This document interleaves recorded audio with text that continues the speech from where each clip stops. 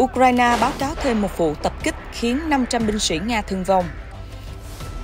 Trong khi đó, Nga tuyên bố đáp trả đòn pháo kích của Ukraine khiến 89 lính thiệt mạng, chỉ trích gay gắt Mỹ. Nhà Trắng khó tin Nga đã sẵn sàng đàm phán thiện chí với Ukraine. Về sóng gió chính trường Mỹ, ông McCarthy không từ bỏ sau 3 lần thất bại ở bầu cử chủ tịch Hạ viện. Ông Ron DeSantis tuyên thệ nhậm chức thống đốc Florida nhiệm kỳ 2. Cơn bão tuyết đầu năm sắp càn quét khắp nước Mỹ. Bộ trưởng Tài chính Pháp yêu cầu nhà cung cấp năng lượng tăng hỗ trợ các tiệm bánh.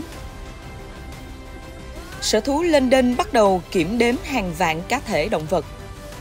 Tất cả sẽ được cập nhật ngay sau đây.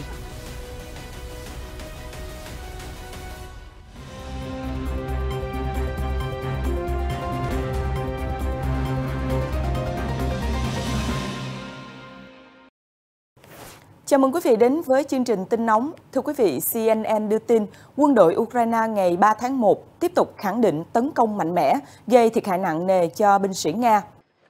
Tổng tham mưu trưởng lực lượng vũ trang Ukraine cho biết khoảng 500 binh sĩ Nga chết hoặc bị thương sau đòn tập kích vào đêm giao thừa ở gần thị trấn Chulakivka thuộc tỉnh miền Nam Kherson.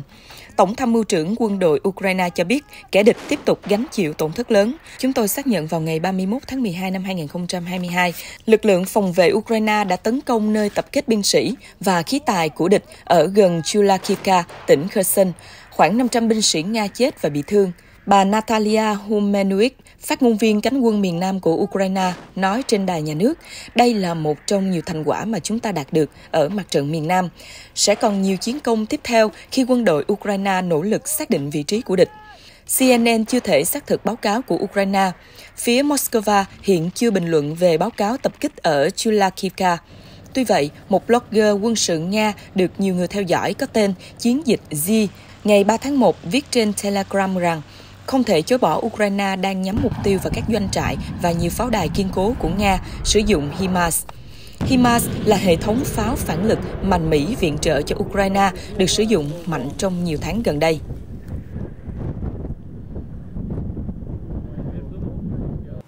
Thưa quý vị, thông báo của Ukraine về vụ tấn công ở Kherson đưa ra trong bối cảnh giới chức ở Kiev và Moscow đều xác nhận một vụ oanh kích khác gây rúng động tại thành phố miền đông Makivka, thuộc khu vực do quân Nga kiểm soát ở Donetsk. Báo cáo mới nhất của Bộ Quốc phòng Nga ngày 4 tháng 1, số binh sĩ Nga thiệt mạng tăng lên 89 người. Đài RT trích thông báo của Bộ Quốc phòng Nga cho biết hiện ghi nhận 89 binh sĩ tử vong, bao gồm một phó chỉ huy đơn vị. Công tác cứu hộ đang tiếp tục tại một trường cao đẳng dạy nghề cũ ở thành phố Makivka, nơi các binh sĩ Nga có mặt vào đêm giao thừa. Nhiều thi thể đang được tìm kiếm dưới đống đổ nát, theo RT. Nga báo cáo doanh trại bị tấn công bằng 6 pháo bắn từ HIMARS của Mỹ, 2 trong số đó bị đánh chặn, 4 pháo còn lại xuyên thủng hệ thống phòng không và rơi xuống tòa nhà vào lúc 0 giờ 1 phút ngày 1 tháng 1. Bộ Quốc phòng Nga tuyên bố đã tấn công đáp trả và hủy diệt các bệ phóng HIMARS gây ra vụ oanh kích. Trung tướng Sergei Surikov từ Tổng cục Chính trị quân sự của lực lượng vũ trang Nga nói với báo chí, dù nhiệm vụ điều tra thảm kịch đang tiếp tục, nhưng lý do chính của vụ việc rõ ràng là do đông đảo binh sĩ ở Mankivka đã bật điện thoại và đồng loạt sử dụng thiết bị của họ, bất chấp lệnh cấm và bất chấp họ đang ở trong tầm bắn của địch. Trung tướng Nga nói, lực lượng Ukraine đã theo dõi tín hiệu từ điện thoại của hàng trăm binh sĩ và tiến hành pháo kích. Đài RT cho biết Moscow tái khẳng định cam kết cung cấp mọi hỗ trợ cần thiết cho các gia đình có binh sĩ tử trận. Cũng theo RT, Bộ Ngoại giao Nga trước đó đã chỉ trích mạnh mẽ Washington vì không chỉ cung cấp vũ khí phức tạp cho Kiev mà còn giúp sức tình báo cho quân đội Ukraine. Theo Reuters, các blogger quân sự Nga cho rằng thiệt hại về người ở Makivka có thể còn tăng lên. Nhiều chuyên gia quân sự và một số nghị sĩ Nga cho rằng doanh trại không được che chắn kỹ càng, thậm chí còn chứa nhiều đạn dược dễ phát nổ, khiến hậu quả ngày càng nghiêm trọng hơn. Phía Ukraine ước tính có tới khoảng 400 binh sĩ Nga bị thiệt mạng, nhưng các chỉ huy của Moscow đã chỉ trích báo cáo đó là phóng đại. Ryba, một blogger ủng hộ Điện Kremlin và có hơn 1 triệu lượt theo dõi trên Telegram cho rằng bên cạnh gần 70 người tử vong, có 100 binh sĩ khác bị thương trong trận pháo kích. Riba nói có khoảng 600 người hiện diện trong tòa nhà và cùng nhau xem TV đón giao thừa khi vụ tập kích xảy ra. Trang tin 63RU có trụ sở tại Samara, thành phố lớn thứ 6 của Nga, đã trích lời tỉnh trưởng Samara, ông Dmitry Azarov cho biết một số binh sĩ thiệt mạng đến từ địa phương này. Vị quan chức đề nghị thân nhân đến trung tâm tuyển mộ binh sĩ ở các địa phương để tìm hiểu thông tin. Hãng TASS đưa tin, Nhà Trắng khẳng định việc Nga yêu cầu sự công nhận 4 vùng lãnh thổ mới mà Moscow tuyên bố sáp nhập từ Ukraine vào cuối tháng 9 năm 2022 không thể là nền tảng cho đàm phán hòa bình. Thư ký báo chí Nhà Trắng Catherine Jean-Pierre nói trong cuộc họp báo hôm 3 tháng 1, mọi người đã nghe chúng tôi nhắc đi nhắc lại điều này. Không bao giờ diễn ra đàm phán về Ukraine nếu không có phía Ukraine trực tiếp tham gia. Đó là cách tiếp cận của chúng tôi. Đó là quan điểm nhất quán của chính quyền Tổng thống Joe Biden. Chúng tôi đều ủng hộ cho một nền hòa bình đúng đắn, bền vững. Và khi nói về một nền hòa bình thực chất, đó là nền hòa bình dựa trên các nguyên tắc của Hiến chương Liên Hợp Quốc về chủ quyền và toàn vẹn lãnh thổ. Thật khó để nghĩ rằng Nga đang chuẩn bị đàm phán với thiện chí khi họ vẫn đẩy mạnh tấn công, bà Jean-Pierre nói thêm. Thư ký báo chí Nhà Trắng cho biết Mỹ tiếp tục hỗ trợ Ukraine trên chiến trường để họ có vị thế tốt nhất một khi tiến hành đàm phán. Về phía Nga, phát ngôn viên Điện Kremlin, ông Dmitry Peskov từng khẳng định bất kỳ kế hoạch hòa bình nào về Ukraine đều phải công nhận chủ quyền của Nga với 4 khu vực mà Moscow gọi là vùng lãnh thổ mới, bao gồm Donetsk, Luhansk, Kherson và Zaporizhzhia. Kiev và các đồng minh phương Tây tố cáo hành động sáp nhập của Nga là phi pháp. Chuyển sang các tin tức khác, thưa quý vị, đồi Capitol của Mỹ lại đang chứng kiến sóng gió khi lãnh đạo đảng Cộng hòa tại Hạ viện là ông Kevin McCarthy thất bại trong 3 vòng bỏ phiếu liên tiếp hôm 3 tháng 1 theo giờ Washington. Theo Reuters, các nghị sĩ bảo thủ đã nổi loạn chặn đứng đường đến ghế chủ tịch Hạ viện của ông McCarthy. Theo đó, đảng Cộng hòa tạm thời gặp bế tắc dù đã chiến thắng bầu cử giữa kỳ ở Hạ viện. Trong 3 vòng bỏ phiếu liên tiếp ngày 3 tháng 1, ông McCarthy không giành đủ 218 phiếu cần thiết để kế nhiệm bà Nancy Pelosi ngồi ghế chủ tịch Hạ viện. Đây là lần đầu tiên trong một thế kỷ, Hạ viện không thể bầu ra chủ tịch sau một vòng bỏ phiếu. Lãnh đạo đảng Dân Chủ tại Hạ viện, ông Hakeem Jeffries đều dẫn trước ông McCarthy ở 3 vòng bầu chọn với 212 phiếu. Ông McCarthy không thể hiện dấu hiệu rút lui khỏi cuộc đua khốc liệt sau khi bỏ phiếu lần thứ 2. Ông đã giữ chức lãnh đạo phe thiểu số ở Hạ viện trong năm ngoái và nỗ lực giành vị trí chủ tịch Hạ viện, người đứng thứ nhì trong danh sách kế vị Tổng thống Mỹ, chỉ sau Phó Tổng thống. Phần lớn, những nghị sĩ Cộng hòa phản đối ông McCarthy rơi vào nhóm bảo thủ. Họ cho rằng nghị sĩ 57 tuổi không quan tâm đúng mức tới những vấn đề đối trọng phe Dân Chủ, cũng như các chủ đề văn hóa và xã hội đang tạo nên khác biệt giữa hai đảng. Ông McCarthy cũng làm mất lòng một bộ phận trong đảng Cộng hòa vì thiếu máu lửa trước phe Dân Chủ ở những chương trình nghị sự quan trọng như ngân sách chính phủ, quốc phòng và kiểm soát biên giới. Sau bầu cử giữa kỳ vào tháng 11 năm ngoái, đảng Cộng hòa giành chiến thắng xít sao với 222 phiếu bầu, cách biệt nhỏ so với 212 phiếu của đối thủ Dân Chủ.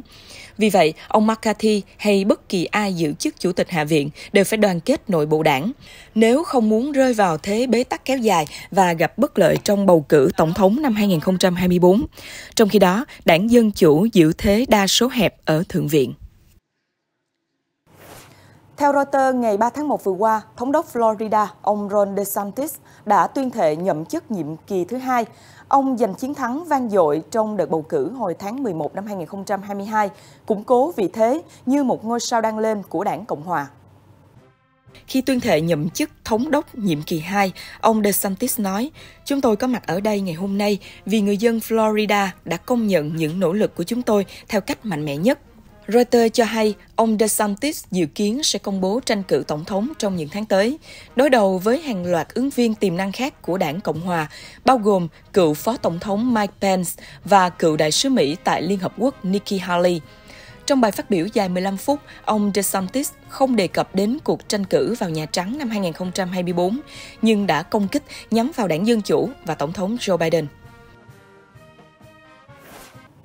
Đợt bão mùa đông đầu tiên của năm 2023 dự kiến sẽ càn quét nước Mỹ từ ngày 3 tháng 1, đem tới tuyết rơi dày và mưa lạnh từ vùng đồng bằng phía Bắc cho đến khu vực Thượng Ngũ Đại Hồ. Ở miền Nam nước Mỹ, dự báo sẽ ra lốc xoáy và lũ quét. Dịch vụ Thời tiết Quốc gia Mỹ dự báo tuyết rơi dày từ 2,5 đến 7,5 cm mỗi giờ ở nhiều vùng thuộc các bang Nebraska, Nam Dakota và Minnesota trong ngày 3 tháng 1, đi kèm tuyết rơi là sấm sét. Bão tuyết và gió giật mạnh sẽ khiến cho việc di chuyển ở một số tuyến đường trở nên cực kỳ nguy hiểm. Ngoài ra, sương mù và mưa lạnh thấu xương cũng đặt ra hiểm họa cho các phương tiện, cơ quan khí tượng Mỹ cảnh báo. Đợt bão mùa đông dự kiến tràn tới New England vào ngày 4 tháng 1 theo giờ địa phương. Ngoài ra, mưa lớn kèm sấm sét, mưa đá, lốc xoáy có thể tấn công vào khu vực thung lũng Mississippi, vùng duyên hải vịnh Mexico, thung lũng Tennessee và phía nam dãy núi Appalachia. Phía bắc bang California, nơi đang cố gắng khắc phục hậu quả sau đợt mưa lũ, sạt lở nghiêm trọng, được dự báo sắp đón cơn bão mới còn mạnh hơn. Hơn 21.000 gia đình và hộ kinh doanh ở phía bắc bang California vẫn bị mất điện tính đến sáng ngày 3 tháng 1. Bulgaria vừa ký hợp đồng khí đốt dài hạn với Thổ Nhĩ Kỳ nhằm đảm bảo nguồn cung năng lượng trong mùa đông khắc nghiệt hiện giờ và cả nhiều năm sau, Reuters đưa tin. Công ty khí đốt Bulgaria của chính phủ Bulgaria hôm 3 tháng 1 đã ký một thỏa thuận dài hạn với công ty khí đốt nhà nước Botas của Thổ Nhĩ Kỳ. Theo thỏa thuận, Bulgaria sẽ có thể tiếp cận mạng lưới khí đốt của Thổ Nhĩ Kỳ và các kho cảng LNG, khí tự nhiên hóa lỏng, nhằm giúp đảm bảo nguồn cung năng lượng lớn hơn cho Bulgaria. Trước đây, Bulgaria gần như phụ thuộc hoàn toàn vào khí đốt của Nga, nhưng họ đang tìm kiếm các giải pháp thay thế sau khi Moscow cắt giao hàng vào tháng 4 do Sofia từ chối thanh toán bằng đồng rúp. Theo thỏa thuận mới có thời hạn 13 năm, công ty khí đốt Bulgargas của chính phủ Bulgaria hôm 3 tháng 1 đã ký một thỏa thuận dài hạn với công ty khí đốt nhà nước Bontas của Thổ Nhĩ Kỳ. Theo thỏa thuận, Bulgargas sẽ có thể tiếp cận mạng lưới khí đốt của Thổ Nhĩ Kỳ và các kho cảng LNG, khí tự nhiên hóa lỏng, nhằm giúp đảm bảo nguồn cung năng lượng lớn hơn cho Bulgaria. Trước đây, Bulgaria gần như phụ thuộc hoàn toàn vào khí đốt của Nga, nhưng họ đang tìm kiếm các giải pháp thay thế sau khi Moscow cắt giao hàng vào tháng 4 do Sofia từ chối thanh toán bằng đồng rúp. Theo thỏa thuận mới có thời hạn 13 năm, công ty Bulgargas sẽ có thể sử dụng các kho cảng LNG của Thổ Nhĩ Kỳ để vận chuyển hàng hóa năng lượng. Quyền Bộ trưởng Năng lượng của Bulgaria, Rosen Histov cho biết, với thỏa thuận mới bắt tay cùng Botas, chúng tôi đang đảm bảo cơ hội mua khí đốt từ tất cả các nhà sản xuất toàn cầu và chọn Thổ Nhĩ Kỳ là điểm trung chuyển, vì đây là nơi phù hợp nhất với Bulgaria về mặt hậu cần.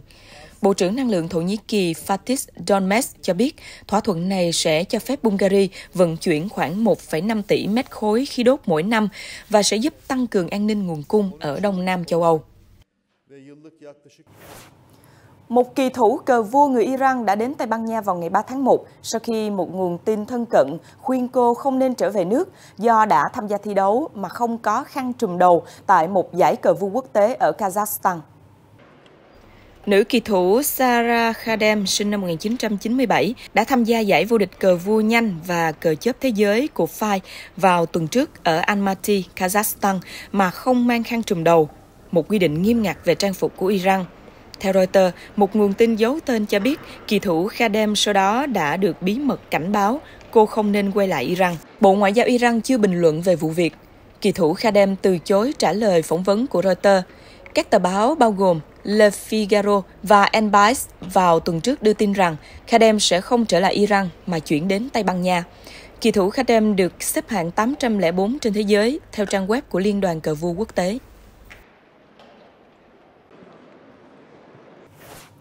Hàng trăm xe tải xếp hàng dài trên đường cao tốc ở vùng nông nghiệp Santa Cruz của Bolivia vào ngày 3 tháng 1 khi những người biểu tình phong tỏa đường phố để phản đối vụ bắt giữ thống đốc. Hiện các doanh nghiệp địa phương kêu gọi cần có biện pháp khôi phục trật tự, tránh thiệt hại kinh tế nặng nề. Làn sóng biểu tình đã bùng phát ở vùng Santa Cruz sau khi thủ lĩnh phe đối lập chính phủ, thống đốc cánh hữu Luis Camacho bị bắt hôm 28 tháng 12 với cáo buộc âm mưu cực đoan liên quan đến cuộc đảo chính năm 2019 chống lại tổng thống, khi đó là Evo Morales. Theo Reuters, dòng người biểu tình ủng hộ ông Camacho đã chặn các đường cao tốc ra khỏi Santa Cruz. Họ dùng đá, lốp xe và nhiều thứ khác làm chướng ngại vật, khiến giao thông bị tắc nghẽn nghiêm trọng. Hành động phong tỏa đang đe dọa việc vận chuyển ngũ cốc và thực phẩm trên khắp đất nước Bolivia. Luis Herbert Godoy, một tài xế xe tải người Brazil vận chuyển khí đốt của Bolivia cho biết, người dân bất bình về việc một thống đốc cánh hữu bị cầm tù và muốn ông ấy được tự do, nhưng chúng tôi đang phải trả giá và chịu đựng tình trạng kẹt cứng như thế này. Tại thành phố Santa Cruz, người biểu tình đã đụng độ hàng đêm với lực lượng an ninh trên đường phố. Ngoài ra, trong số những người xuống đường cũng có nhiều quan điểm trái chiều về ủng hộ và phản đối ông Camacho. Ông Camacho đang chịu giam giữ trong 4 tháng trước khi hầu tòa và được đưa đến một nhà tù canh gác an ninh tối đa. Chính trị gia đối lập không nhận tội, đồng thời gọi việc bắt giữ và đưa ông đến thủ đô La Paz là hành động vụ bắt cóc.